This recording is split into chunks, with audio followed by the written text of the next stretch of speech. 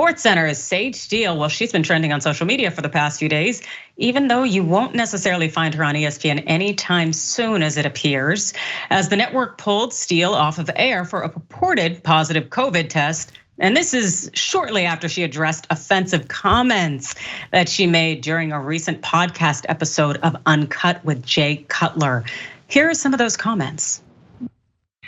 I do think as women, we need to be responsible as well.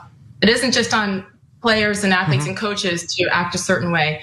I mean, I've had talks with young women who would come in and they'd intern with me, with our channel, or just other women who reach out to me now. And I've said to a couple of them, they're like, well, would you look at my tape? Would you do this? And I've said, listen, I would love to, but the way that you present yourself is not something I want to be associated with. Yeah. So when you dress like that, I'm not saying you deserve the gross comments, but you know what you're doing when you're putting that outfit on too. Yeah. Like, women are smart, so don't play coy and put it all on the guys when and again, I'm not saying anybody deserves anything. Yes. But we need to be responsible as women too, because we know what we're doing when we put certain things on and then return a certain text.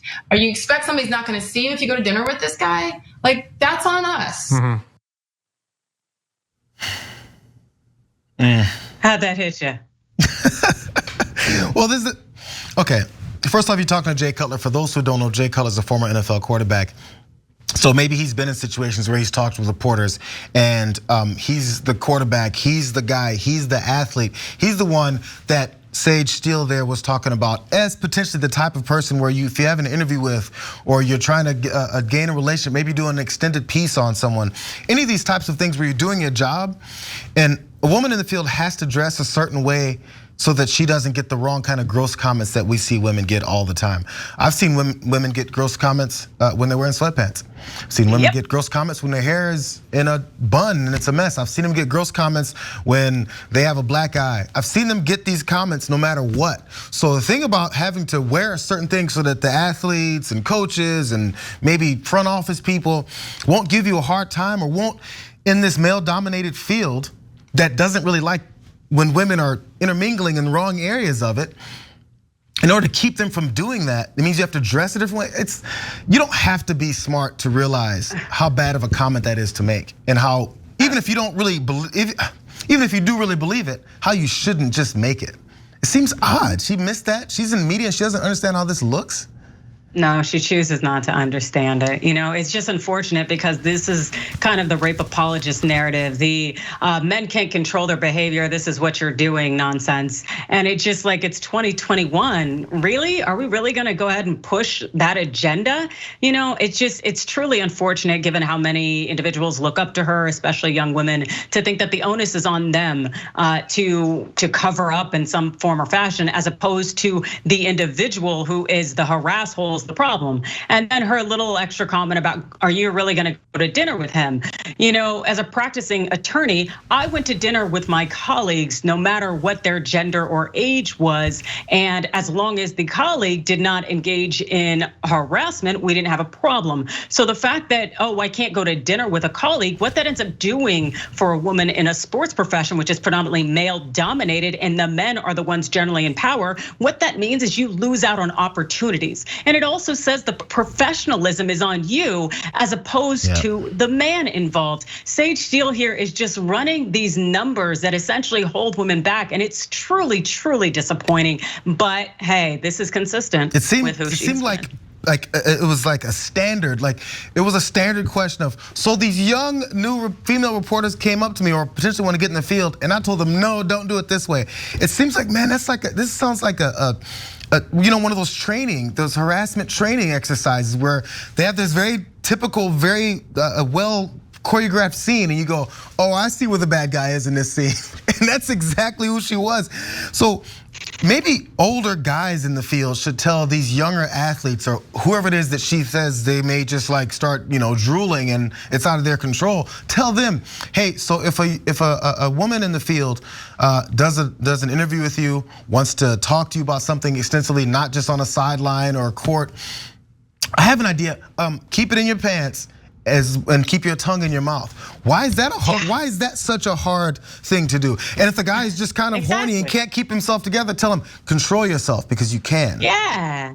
That's unprofessional, and the onus is on you to act right. That's not my responsibility, especially when you want mentorship or guidance, you want to grow and learn in your field. You know, it's nonsensical and unfortunate. You know, hey, she has a large platform and she was out here spouting this nonsense and really reinforcing these stereotypes and also putting the onus on women. But I'd love to learn to show you all a little bit more about her thoughts on vaccines. I didn't want to do it, but I work for a company that mandates it, and I had until September 30th to get it done, or I'm out. I think I respect everyone's decision, I really do, but to mandate it is sick, and it's scary to me in many ways. But I have a job.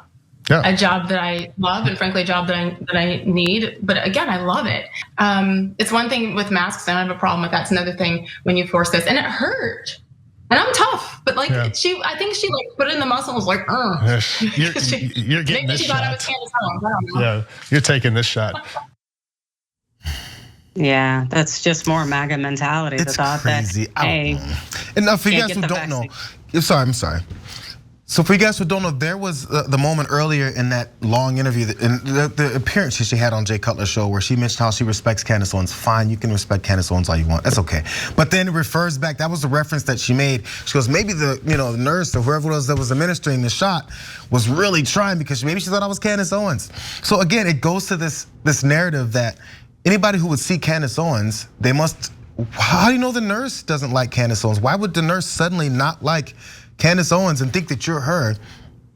I mean, she already has issues with colorism and identity already, so maybe she does. Maybe she would think people would confuse her with Candace Owens, and therefore Candace Owens have to hurt her because that's how people are.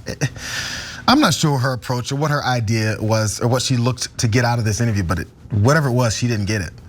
No, not at all. And it's also interesting because after she made this comment, and we'll play the last one for you shortly, she ends up being pulled off of air, off of this commentary, and ESPN, instead of addressing it, likes to say that, hey, she tested positive for COVID. So it just makes you think, you know what? Even if she did test positive indeed for COVID, this mentality of trying to get away from the vaccine or suggesting there's something wrong with it and there's wrong with her employer for enforcing that on the college-like campus environment at which ESPN is run, it really just says, this person's not necessarily focused on ensuring everyone else is safe. But she was, Sage Steele, focused on Obama and her thoughts about him. So if we could play that really quick about what she said with Obama. When you fill out your census, I'm like, well, I don't know when the last time I filled out my census was, but if they make you choose a race, she's like, what are you gonna put? I go, well, both. She's like, well, you can't. She goes, well, what if Barack Obama chose black and he's biracial? I'm like, well, congratulations to the president. That's his thing. I go, I think that's fascinating considering his black dad was nowhere to be found, but his white mom and grandma raised him. But hey, you do you. I'm gonna do me. So, your identity is based off of not who your father was. It's based off of your father was there and he raised you at certain moments. There's people I know that were raised by their parents, by a particular mom or dad, and still didn't have much of a relationship with them, raised by them. So whatever it is you think that makes people who they are or who they choose to identify as, again, I can even see her beef with being like, how come I can't say who I really am? I'm biracial. I'm both black and white. I got, I think she's Italian and Irish maybe, and also African American. If you want to identify with all of the background that you are, I love that. Do it, bro. Because honestly, I think a little bit these types of decisions that people have to make when they identify with who they are on these census forms, it's going to be harder and harder to nail down people because there's a lots of different things in folks, and it's more visible, and people pass certain ways, if that's a term you like to use.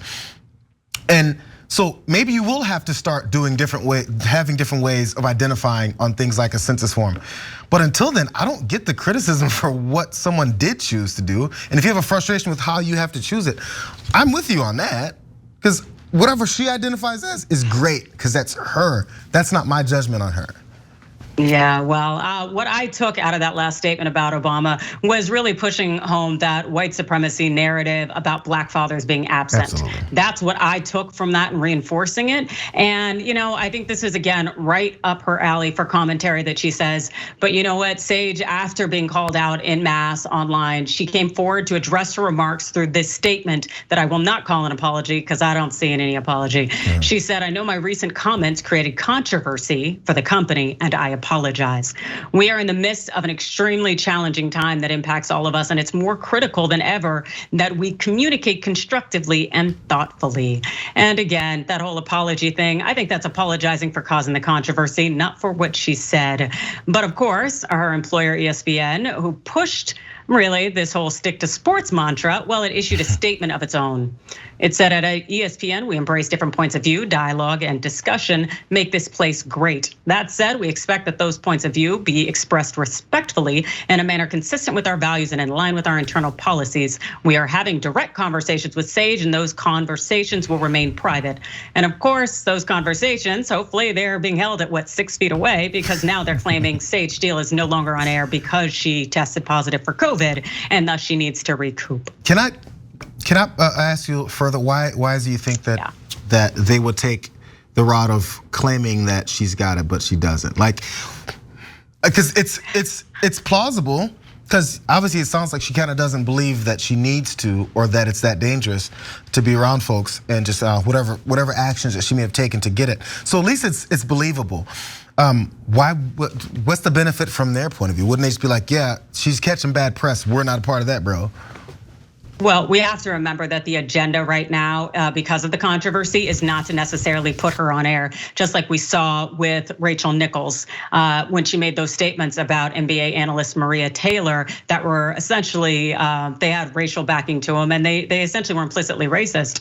And that's definitely from my analysis there. But what I will say is that ESPN didn't want to come out and punish her or have to suspend her, because then it would have to do that and various other individuals out there. But also at the same time, we have to realize, ESPN has a history, how it treated Jamel Hill, how it treated me, how it treated Maria Taylor. So it's not necessarily always been this outlet that uplifts black people, black women, or really does things that counter white supremacy. So when Sage Steele is out here uplifting a white supremacy agenda, the last thing they want to do is punish her in a public way, because hey, that would really go against what's kind of really being sent from this company as that subtle messages come across. Yeah, are they afraid? That's my analysis. Yeah, that's what I'm saying. Are they afraid of, say, like, those folks that maybe agree with her? They're trying to play it down the middle, or is it that they kind of are okay with these statements and they just don't want to look like they're punishing her because they actually like what she's in? I feel like I'm getting too deep and you're having to analyze what it is that they may be doing. It's just that this is one of the reasons I really liked having to discuss with you, because I feel like you've seen things and experienced the way they react to stuff that everyone else hasn't. Absolutely. I think you could just read the tea leaves of the things that we've already seen really essentially come out of that company, how they've treated people, how they've responded to issues. And also you look at how it's built and constructed in its own, and the fact that there have been books written on this issue. So it's like, let's not play ourselves. We really know what the agenda of some of these outlets truly is. We also know that sports tends to be a white male dominated industry when it comes to broadcast. So let's not pretend that, hey, the things she said were too off the beaten path for some of that behavior. That's my thoughts. There are a lot of great ways to watch the Young Turks, but is there a best way? Of course, the best way is to watch live. Tune in weekdays, 6 p.m. Eastern, 3 p.m. Pacific. You get our uncensored, unapologetic version of the news that you won't get anywhere else. Watch us live.